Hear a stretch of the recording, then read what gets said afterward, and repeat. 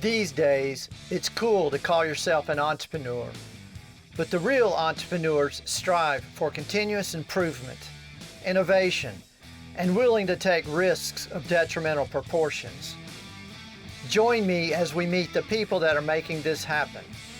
One by one, they're sharing the story of their journey as an American entrepreneur.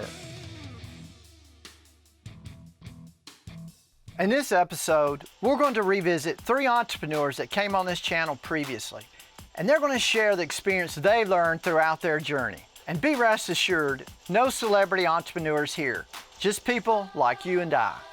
So the first entrepreneur we're going to revisit is Paul Rogers. He's the owner of Carriage Pinstriping and Auto Graphics in Dallas-Fort Worth. If you feel this channel has informed and inspired you, please take a moment to hit the like button, subscribe, and leave a comment. This will trigger the YouTube algorithm to get this information out to a broader audience, so others can learn and be inspired as well. Thank you. What advice would you give to someone that wanted to start a business, any business, just in general? I would say do a little research and know who your customer is going to be, who you want to target.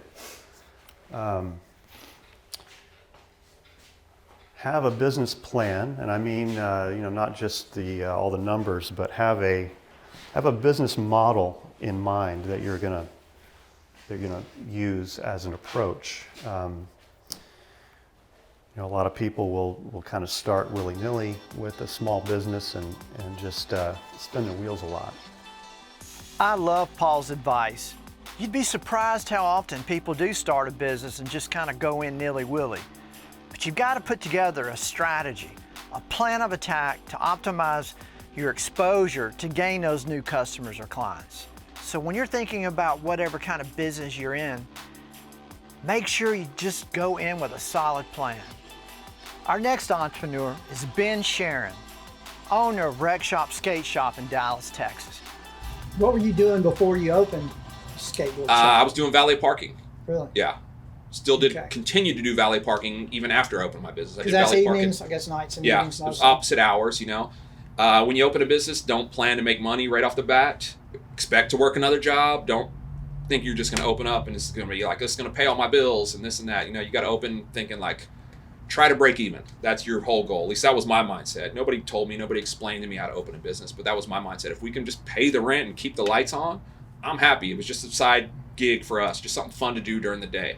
Well, you're the longest running open skateboard shop in all of Dallas. That's right. Am I correct? Yeah, I've been open since 2004. Oldest skate shop in DFW, probably in most cities.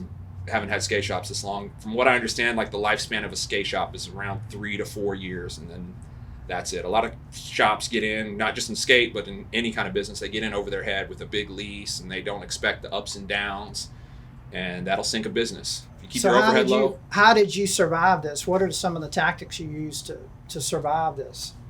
Low overhead, not planning for it to be my full-time gig, even though, it can be a full-time job, but not depending on it to pay my mortgage or my rent or whatever, my car payment, I have another job for that where I knew I was taking care of my main business. And then, the shop itself in the beginning was just, something for fun. It wasn't to make money. It was something for me and all my friends to have a place to buy our boards and records and graffiti supplies. It was just me supplying a demand. I love the way he put his business together. He didn't dive in and make it his only lifeline of survival. He still kept his job at night, valet parking, but he pursued his passion with a skate shop. And as time went on, he built his customer base. He became recognized, and people knew just where to go when they needed skateboards or any related supplies. Our next entrepreneur is Neil Wagner, co-owner of Blitz Motor Scooters in Dallas, Texas.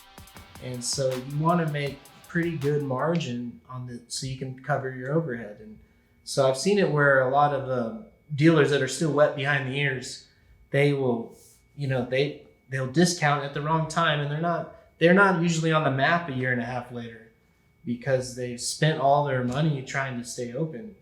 So you build a cash reserve, a 3 or 4 month cash reserve to cover this slow period. Yeah, pretty much. We sure do. We try to we keep prices legitimate.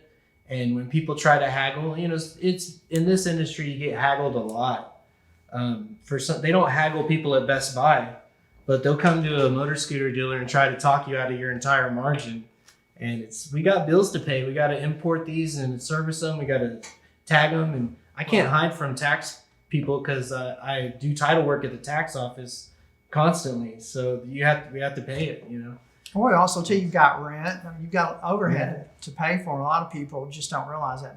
All they think about is, how can I get a great deal? As far as your inventory goes, I noticed, I'm impressed how much inventory you have. You got a lot of helmets and bags and stuff like that. I guess that definitely helps your revenue. Do people buy those add-ons a lot when they buy a scooter from you, or when they buy a new scooter from you, say, I'll give you a discount, or I'll throw in that helmet? What's the dynamic and all that? Yeah, that's another business lesson learned. I've been too nice over the years trying to give away the farm in a deal, and when at these power sports seminars, they even tell you, stop giving away all your inventory, stop giving away your helmets and locks, and so yeah, I mean, a deal's a deal, and I'll throw in something to try and flavor up the deal for them.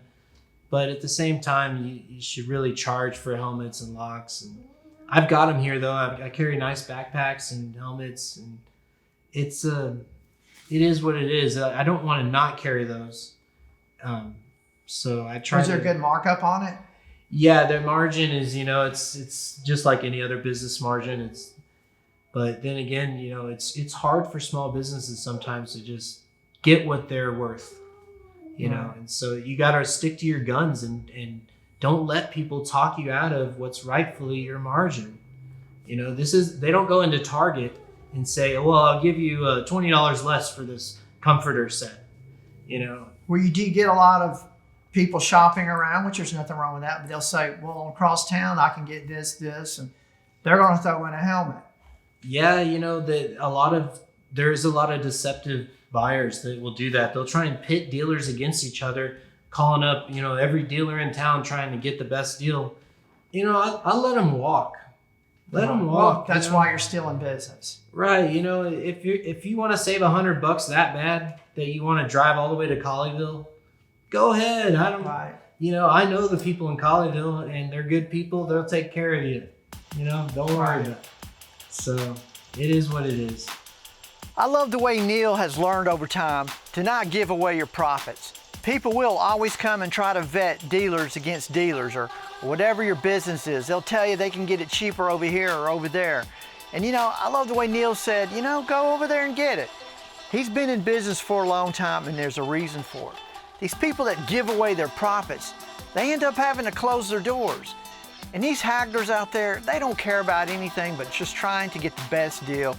They don't worry about you or your business. So hold your ground so you can stay in business for years to come versus those others that just give away their profits. Well, I hope this video added value and you enjoyed it. Hit the like and subscribe button and share if you got any value from this. I'm Curtis Mohlberg. Thanks for watching, and I'll see you next time.